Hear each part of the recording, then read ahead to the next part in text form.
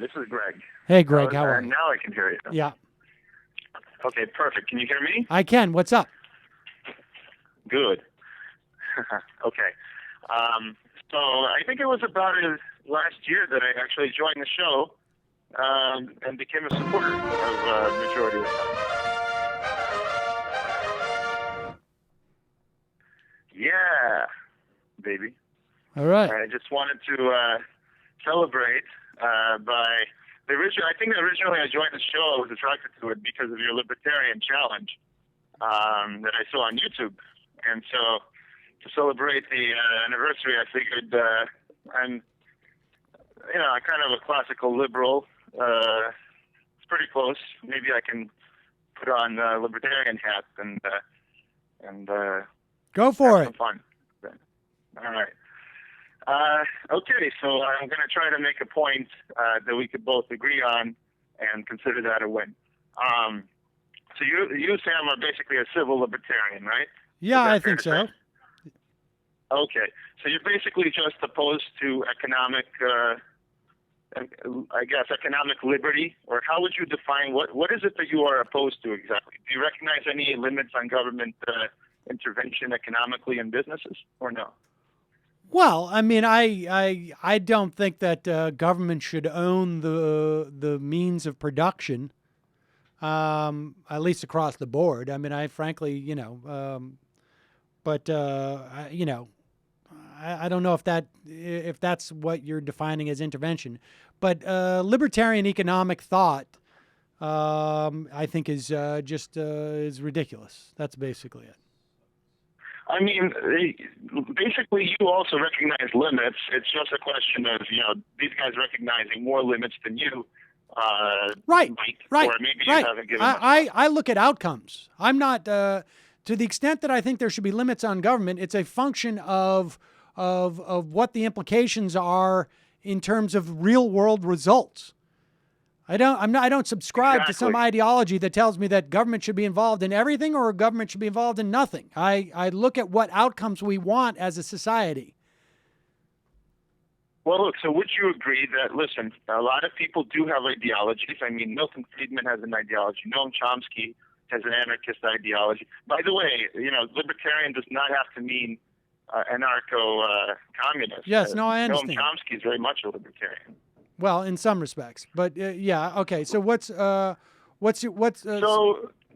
I guess my point is that since people do in fact have ideologies coming into the political discourse, we should hear them out. And if these ideologies happen to align well with data, for example, if it happens that more economic liberty, I'm not saying it does, or maybe a good case can be made that if more economic liberty does in fact lead to greater prosperity and less poverty, then that is something that might be good, even if... Yes. And keeping one shoe untied as I walk around also helps diminish, child hunger, I would also be in favor of that too. Okay, so we pretty much agree. So I guess I'm going to end this with focusing in on what the classical liberals, how are they different than progressives, and that's basically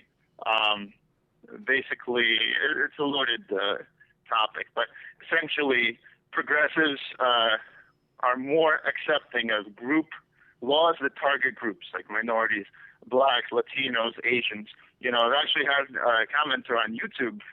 I commented on one of your videos to say that, look, the Civil Rights Act was a landmark piece of legislation. It limited government discrimination and ended government segregation as well. But, 50 years later, we have to look at these issues on an individual level, not just a group level, with affirmative action, for example, and things like that. And the commenter went and said, I don't know any Asians or Latinos or blacks who would agree with your position. You're just a libertarian nonsense. And I think you're just a racist. I'm like, this is the problem. Who is the racist? Is it the person who's looking at the individual, or is it the person who's looking at the individual as a member of a group and saying this group still needs the government to fight their battles for them because they're a member of this group. I'm not sure these individuals themselves would ever want that. So I think that's actually really racist.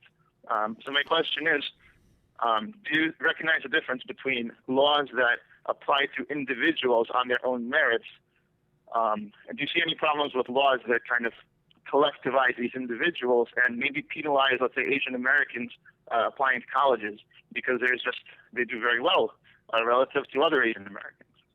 I mean, I'm not sure what. All I can tell you is that do I think that I think there's statistics that would show you that we are still have problems with protected groups in this country. Okay, if you are a black teenager or a young black male and you smoke pot, you are far more likely to go to jail and be arrested for that than if you are white. That seems to me to be undeniable. Yes. And that may be just a sort of just a more glaring and obvious and less nuanced example. But I think that dynamic exists throughout society. And yes, I think that there should be protected classes of people. And my hope would be that in some time in the future, we won't need to have that. But I don't see evidence today that those type of protections are obsolete.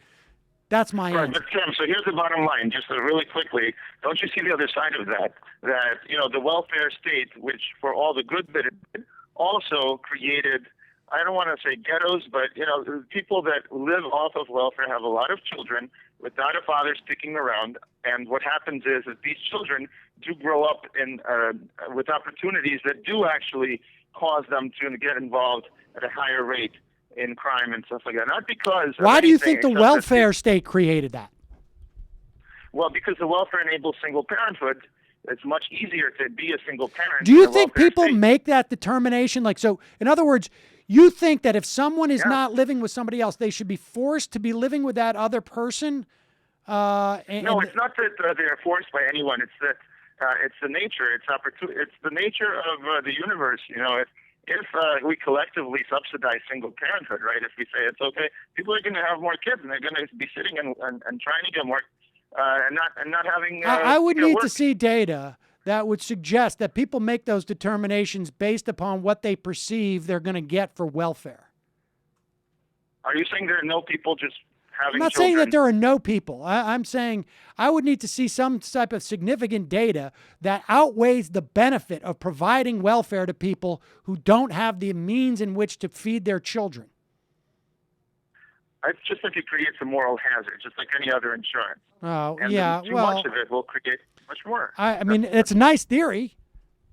That's a nice theory. It's not a theory. You can no, look it at is a theory. It's not a theory. You sent me a link that shows me that data. That other than Charles Murray saying that because this argument that somehow you're creating a culture of dependency, I think is bunk. I just don't buy it.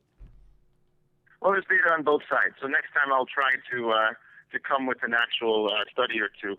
That would be good. It does. Right. Welfare has both sides to it. Look, and I appreciate the phone call. Look, there's always going to be, at a certain level, where there is a disincentive to work at a certain point. In other words, if I make $225 a week, okay, I'm actually going to be worse off than I would be because welfare could provide me $200 a week and I wouldn't have to spend $50 a week on gas to get to the job. That intersection does happen, okay? I'm just using arbitrary numbers. But that's inevitable. There's no way you can avoid that with public policy. The only way you can avoid that dilemma is if you say, screw it, we're not going to provide any help to anyone, and you're going to have far more people who are going to be suffering because of that one little nexus of disincentiveness that affects a small percentage of people. That is the cost of doing business. There's no endeavor that human beings can undertake where you do not have small dilemmas like that. That's just the reality of it. And the question is, the fact that we may be disincentivizing certain small segment of people, but providing help to a far larger group of people, that's the relevant issue.